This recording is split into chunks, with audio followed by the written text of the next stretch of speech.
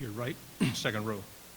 Taking back to the South Carolina game, did you ever notice a dip in Felipe's confidence level coming off a couple of losses? And if so, how was he able to flip that so quickly, lead that comeback, and then basically roll through the rest of the year at a pretty high level? Well, I think one of the ones, with him was learning how to block out all the outside noise and not worried about what's not important. It sounds like an arrogant or demeaning statement to people, but, if whoever was tweeting at you on Twitter was a more qualified quarterback coach than me or Brian Johnson, they would be our quarterback coach. So, I don't know why their opinion would even matter. And so I think once you're able to kind of block out the outside noise and just really start focusing on what's important, look at your skill set, look at what you're able to do, and go do those things at a high level, you're going to be successful. And I think one of the things he was able to do was start to block those things out and realize that we had confidence in him and that he's pretty good, he's okay, and to worry about doing things well. And when he started to do that, he really took off and I think finished the season really strong and had a great spring as well. To your left, front row. Is getting off to faster starts an emphasis this offseason? The first quarter scoring wasn't necessarily too good last year.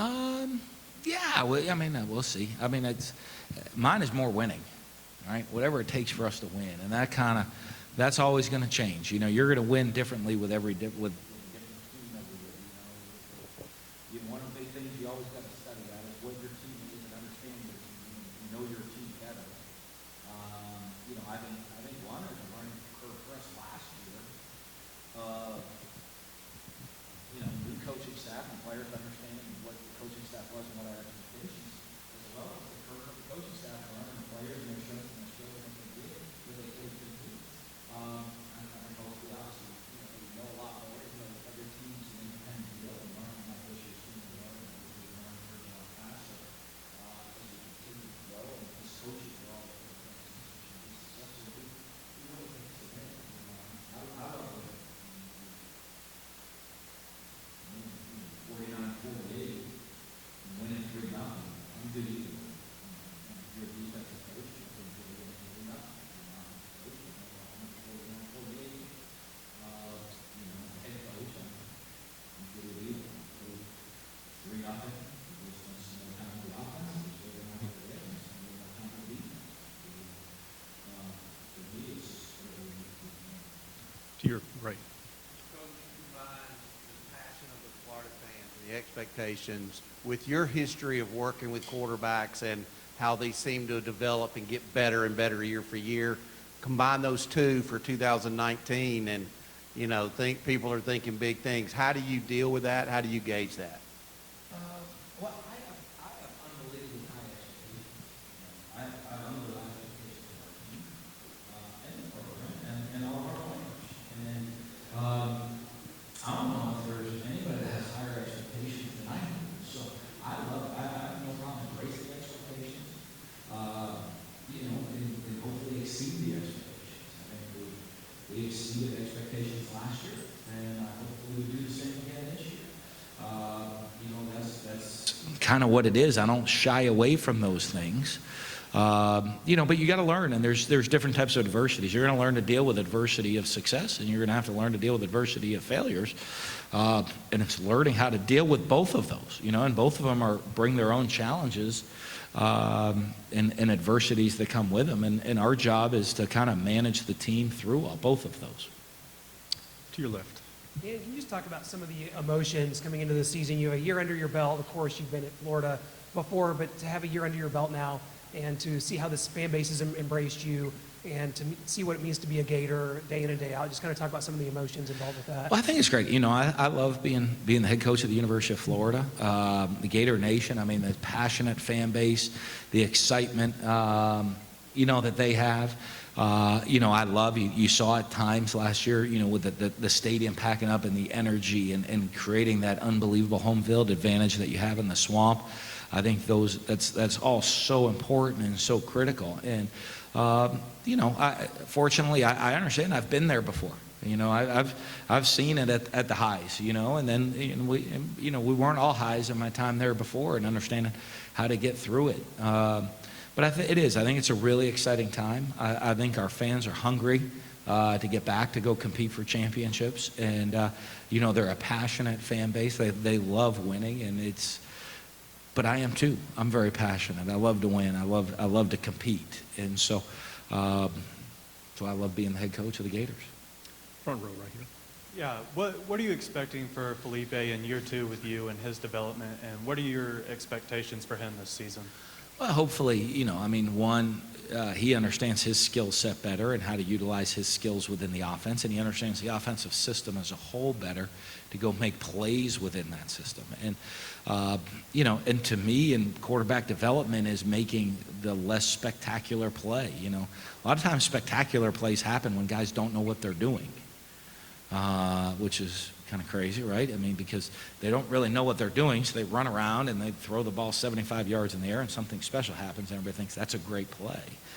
I guess it can be good. The play might not be designed to do that. The play have been designed, boy, if you could just hang in there and be smart enough to get to your 5th progression, you check it down, we gain 8 yards, that's pretty good. Because with the spectacular, I could also run around, scramble around and get sacked for a 20-yard loss or throw an interception. And when the good play again would have been to get to your 5th progression read, check it down in the back and get 8 yards and go play 2nd down and 2. I think that aspect of it, that's what you want to see, is him really growing and understanding the game of football and understanding it within what we want him to do within the offense. To your left, second row. Hey, Coach, Bruce Marshall, Sports Byline. Back to the bowl game. We thought you had a chance in that game. Didn't expect 41-15. Thanks for your confidence. I was saying 21-15. I was thinking that was so. Into the offseason, how much difference did that make? And also, since I've come close and never hit a hole-in-one, I'd like to hear about your hole-in-one. All right, thanks. My first hole-in-one question today. I appreciate it. I'm going to address the hole-in-one first. So it was about, I was sitting up there on the green, and it was a back right pin placement, all water along the right side on the lake. So got to play it left, and should come down to the green. It's about 173 we shot it at. 7 iron, it's about, and I hit it flush. I just crushed it. Caught about 6 feet above left away from the pin, and just, kind of like hit, little one bounce, little roll down towards, played the grain. Got to see it drop in, and my son came, it was my son and I came running out of the cart, chest bumped each other. It was like crazy. Like, we rode down, videoed it to see the ball in the hole. It was a lot of fun. And pretty cool. Now that's check, that's done. So if you play a lot of golf too, you hit that shot, and every time you're on a par 3, you hit the shot and you're like, oh, this could be the one, this could be the one. Since I've gotten it, I've worried a lot less about it, and I've noticed I'm starting to get a lot closer, and playing par 3s much better because I'm not worried about it anymore. But bowl game, football now. No, I think obviously winning the bowl game always helps in the offseason. I think it leaves a bit of excitement,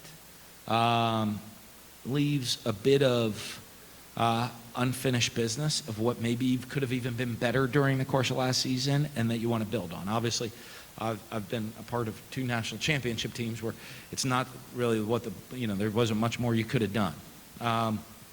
You win that bowl game. I think we finished ranked 6th last year in the final coach poll, and so I think the team looks back and says, boy, what if we could have done this a little bit better, or this a little bit better? Well, we got to be, I think it motivates you, that motivation and that excitement to get ready to be back out there on the field. So I thought that was huge for us. I don't know if the score made as much difference. The score was great. Michigan's one of the best defenses in the country, and for us to come out and play great in 2 of the 3 phases. We had 2 punts blocked. I don't think we had a great special teams day. We were solid, but not great, in the other phases. But come out offensively and defensively, play at a high level. I think it can lead to a lot of confidence going into the offseason, and a hunger of, boy, we maybe didn't play our best. We weren't as good as we could be, and we finished 6th. What if we could be as good as we could be this year? What could happen? And I think that's a great motivating factor. To your right, third row. Coach, if you will, talk about East rival Tennessee and a staff with a similar situation as yours going into year number 2. Well, you know what? That's always been when I was at Florida, my first stint there as office coordinator, there was always such a big rivalry game because it was game one. It was always your first SEC game. You know, and it kind of always led to, you know, I mean, obviously, you win, you're 2 games ahead of the other team. And so it's always such a big game. And it's a fun game to be a part of, great rivalry game. You know, and it is. They're going into year 2. You know, now their players, just like ours, knew what to expect going into the offseason, can make some big strides, understand the offense, defensive, and really the personality of what head coach wants the program to be like. And it'll be fun. My first SEC game I ever coached as an assistant coach was against Tennessee in the Swamp, and they got to come down to the Swamp this year. So, I mean, it was a wild night, and it was great. We got a big win that night, but so it'll be fun to have that game played at home this year. On your left here, front row. Coach, I want to ask you about one of your former players, in Jeffrey Simmons, that you coached at Mississippi State. The Titans took him in the first round. When did you know that there was something special about him that could, you know, help him make it in the SEC, but also the next level? Well, you know, I mean, I started recruiting him when he was, I think, a freshman in high school. You know, and you look at him, and you could tell here was this guy, you know, that had a lot of physical tools about him. But when you find and you dig deeper and you see the work ethic that he has, you know, and you see, you know, the type of personality he has. You know, you look at his academic background. You know, there's a lot of those guys out there. Sometimes I always think there's a lot of people sometimes in the world that look and you say, okay, that person maybe could have an excuse of why they didn't make it in life. You know, maybe they just weren't handed the greatest deck or the greatest cards, you know, in the deck. And you know, and Jeffrey was a guy, though, that none of that mattered to him. He's such a worker, you know, and God bless him with some great physical attributes and talents. But, you know, he didn't take those for granted. He's a guy that you're not going to find a guy that works harder, that worked harder in the classroom, worked harder in the off-season and training on the field than he is. And I know obviously going through an injury right now. But I don't think you're going to find a guy who's going to work harder to get back from that injury. So, you know, I think he's going to have a great career at the next level just because of his mindset, because of his attitude, and because of how he maximizes every bit of talent he has. We have time for 2 questions. The first over against the wall to your right. When you look across the league, how do you evaluate the level of quarterback play in the SEC this year? I'm pretty good. You know, I think one of the great challenges that come in the SEC is the talent you go against defensively. You know, and probably, you know, I mean, it is. I mean, if you look at the NFL draft, it's the closest thing they're going to get to playing in the NFL. The experience you're going to get to play a quarterback in the SEC is going to translate extremely well to the next level. You know, and I think if you look at a lot of the quarterbacks that have played in this league that went on to the next level and had a great deal of success, it's the experience they get from playing against the defenses they have to see week in and week out playing in this conference. So statistically, you know, there's probably other leagues out there that are going to put up big numbers, but they're not playing against the quality of defensive players that they have in this league. Last question, Coach, to your left, third row. Coach, I wanted to ask you about one of your incoming freshmen, Jaden Hill. He tore his ACL his senior season of high school, only played a few games. But you guys stuck with him recruiting-wise. I wanted to ask why you continue to stick with him, and what are your expectations for him over his career? Well, I think, you know, he's worked really hard. He's cleared. He's back. He's ready to go. He's worked hard at that. You know what? To me, he's a guy that we were recruiting. He committed to us, and that's something that I take pretty seriously.